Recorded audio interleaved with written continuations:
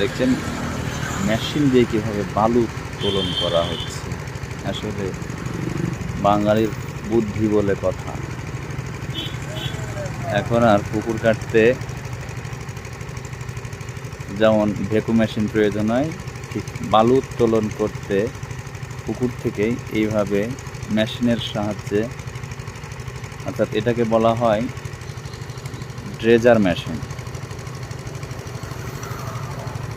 দেখতে পাচ্ছেন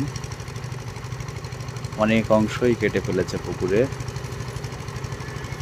এইখান থেকে পুকুরের যে বালু সেটি পাইপের মধ্যে দিয়ে নির্দিষ্ট জায়গা যেখানে করা হয়েছে সেখানে গিয়ে পড়ে, সেখানে সেটা ভরাট হয়ে যায়।